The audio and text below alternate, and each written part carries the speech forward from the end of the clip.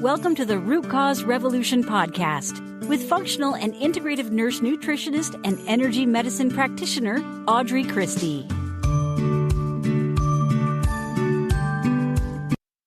Hello, friends, and welcome to episode 201 of the Root Cause Revolution podcast. I'm your host, Audrey. If this is your first time listening, I'm so excited that you're here. Hopefully you enjoy this episode and you decide to stick around. I am a functional and integrative nutritionist. I am a naturopath, and I help women heal from those chronic symptoms that just won't go away. And today we're going to talk about Candida or Anti-Candida protocols. We're going to talk about getting rid of Candida overgrowth. Now, most of the time I find people have not generally been diagnosed with Candida overgrowth, but they're probably exhibiting those symptoms. And so a lot of times, well, actually here, I'll say this. If you've been to a regular medical doctor, your primary care physician, and you've been given an antifungal for anything, you probably have a Candida problem, okay?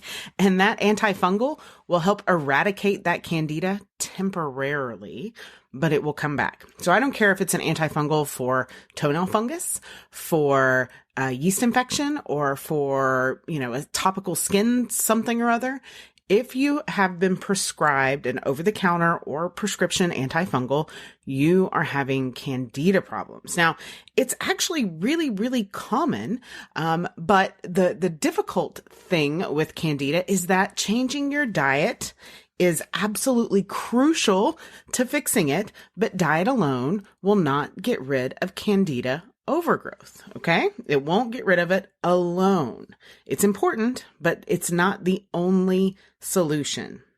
So let's talk about what is Candida. Candida is a fungus. It's a type of yeast, and it occurs naturally in the body. So it's really important for you to understand that Candida is completely normal for you to have in your gut. In normal amounts, it can help your body to absorb nutrients, to digest food, and it's one of the good guys, one of the beneficial bacteria. But too much of a good thing is not so good anymore. So when Candida is overgrown, it creates what's called a Candida infection, right? That means there's too much yeast. Too much yeast actually gets through the intestinal lining and into the bloodstream, which causes all kinds of other toxins to release throughout the body. And it can actually cause, really, really serious problems if it spreads to other organs and tissues. But it's really, really important to get rid of before anything more serious occurs. Having Candida overgrowth contributes to a leaky gut. And leaky gut is part of so many, like a shocking number of health issues, okay? Again, it's really common. A lot of the symptoms of Candida overgrowth, well, there's actually physical and mental symptoms. It could be intense sugar or carbohydrate cravings, digestive problems like bloating or constipation, or on the flip side of that, diarrhea, chronic fatigue, brain fog, not frogs, poor memory, and particularly recurring skin, nail, and fungal infections. Okay. Recurring skin, nail, fungal infections are really, really common. So this could look like eczema. It could look like hives. It could look like acne. It could look like psoriasis. Other signs, bad breath, weight gain, recurring vaginal infections, recurring UTIs, hormonal imbalances. And that's kind of a chicken or the egg type situation. Did the hormonal imbalance contribute to the Candida, or did the Candida contribute to the hormonal imbalance? Either way, it's a symptom. Oral thrush is a really common symptom, but is commonly associated with Candida, but it's not one that I see very often these days. And then mental things like depression, anxiety, mood swings, all of these things can be related to Candida. I could go on and on and on. Rheumatoid, ulcerative colitis, seasonal allergies often have a Candida root. If I had to narrow it down to just a few things, the most common things I see are acne, fungal infections of the skin and nails, and then GI disruption and sugar cravings, okay? When someone tells me that they have uncontrollable sugar cravings, no matter what they do, I immediately think Candida overgrowth. Immediately. Okay.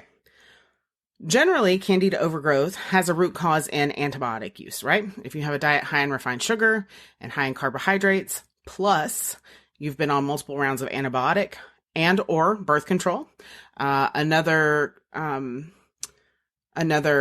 thing that could happen instead of birth control or antibiotics or in conjunction with it is chronic stress or high alcohol consumption. And then, of course, high chemical exposure. Okay. So these are all things that cause this Candida overgrowth to happen, for that Candida to proliferate, to grow uncontrollably. So that all begs the question, what do you do about it? Well, as always, there are steps that you want to make sure you get taken care of before you attack a Candida problem, okay? Otherwise, you're just going to recirculate the problem. If you try to take shortcuts, if you try to just attack the Candida, if you rely exclusively on those antifungals, whether it's over the counter or by prescription, all you're doing, you're temporarily relieving the problem. It will recirculate and come back, usually in an even bigger way, okay? So while you can be tested for Candida, it's a stool test. If you have the symptoms, I don't necessarily recommend it, right? The answer is going to be the same regardless. Even if you don't have high enough Candida to be positive for Candida on the stool test, if you're having the symptoms, then you're having a problem. All right. So what you have to do is start with your drainage and energy pathways. And I know I harp on this a lot, but I cannot tell you enough how important it is to open drainage pathways before you do anything else. You also need to be assessed. Now, this could be tested. It could be assessed by a practitioner, but you have to be assessed for other co-infections and other root causes as well, because there is an order of operation to healing. And if you don't follow the order of operations, just like in a math equation, if you don't follow that order of operations, you don't get the right answer. Same thing in healing. If you don't follow the order of operations, you don't get the right answer. And so you have to look at things like heavy metal toxicity, like the toxic chemicals that are and your skincare products and food and all of those things. You have to look at mold exposure. You have to look at all parasites, SIBO, leaky gut, all these other co-infections, and make sure that you do this in the right order. It starts with drainage and energy, always drainage and energy. And then the second step is going to be parasites, right? And so you're going to want to do those two things first before doing the Candida. Now, if you have heavy metal symptoms, you're probably going to want to do heavy metal before Candida as well. Okay. So during your Candida protocol, if you will, you are going to want to eat an anti-Candida diet, right? But you're also going to need to supplement. Like I said, diet alone isn't going to heal it. It's going to be two parts here: supplementation, healing the body, sealing up that gut, and doing the anti-Candida diet. Okay. Stress is also incredibly important while you're working through Candida, because if you are not sleeping enough, if you are overtraining, over exercising, if you are not staying hydrated, if you are not practicing self-care and making sure that your body is mitigating stress, good stress and bad stress, we're actually going to talk about that. By the time this airs, we'll be talking about that during this week's masterclass in the Root Cause Revolution membership. This week's masterclass is dealing with flares, right? A lot of people that have chronic illness or autoimmune disease, we go through periods of, oh my gosh, we're feeling amazing, followed by a flare, right? It's a healing journey, especially when you're on your way to getting better, and not necessarily fully in remission or fully healed. So we're talking about navigating flares, and that's one of the things that we're going to talk about pretty heavily is stress, good stress and bad stress. It's all stress in the body, right? If you are stressed because you're so excited about traveling, that is still stress on your body. It's still processed in the same way as being stressed about not being able to afford to travel or pay your bills, right? So just food for thought. If you want to check out the Root Cause Revolution membership, head to audreychristie.com/membership. It's, I forget, I'm not very good about this, $14 and something a month, or you can get the whole year. We do a masterclass every month. We do 4 functional medicine detoxes a year. We do a live energy healing every single month, and at least 1 live Q&A every single month. So there's that. Back to the Anti-Candida Protocol. So what you're going to do is make sure that you are eating an anti-Candida diet while doing your supplements. Some of the supplements I suggest are grapeseed extract, right?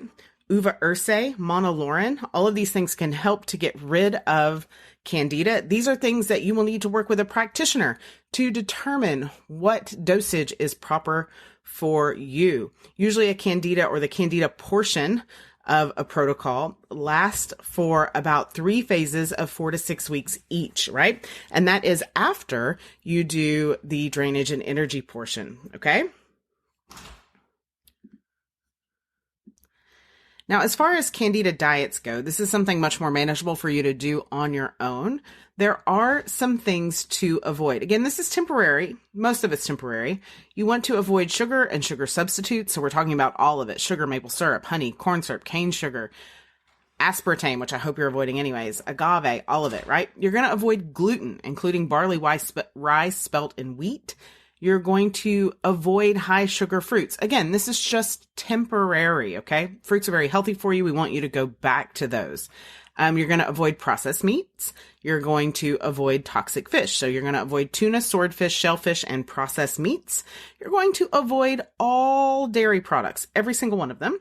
That includes cheese, milks, creams, all of it, yogurts. You're going to avoid nuts and seeds and nut butters from nuts and seeds. You're going to avoid condiments, barbecue sauce, horseradish, ketchup, mayo, soy sauce, and white vinegar. You're going to avoid processed oils and fats. So if it comes in a package, throw it away. You're going to kick alcohol to the curb, make it dry, whatever month you're in, dry March. And you're going to avoid sweetening your coffee and all of that kind of stuff. And if you're thinking like, well, what in the heck does that leave me to eat? Good quality raised meat, good quality raised organic veggies. That's what you're subsisting on for a few months. Now, the good thing is you don't really have to start the Candida portion of the diet until you're doing the Candida Protocol, which can last anywhere from 4 to 12 weeks. During the drainage and energy process, during the parasite process, and during all the other processes, all we're really looking for you to do is to avoid highly processed foods, to avoid gluten, and avoid dairy. All right, that is my 15-minute really download on Candida and what you can do about it. If you're suffering from this, make sure you head to my website. You can get on the show notes page at audreychristie.com/201. You can get any show notes that I have mentioned here. You can get a link to the membership. You can reach out to me for a complimentary mini case review. All of these things. You can also get on the wait list to be a one-on-one client. Thank you so much for tuning in. As always, I am rooting for you, friend. See you next week. Thank you for listening to the Root Cause Revolution podcast. Be sure and subscribe on your favorite podcast provider. Ratings and reviews are always appreciated.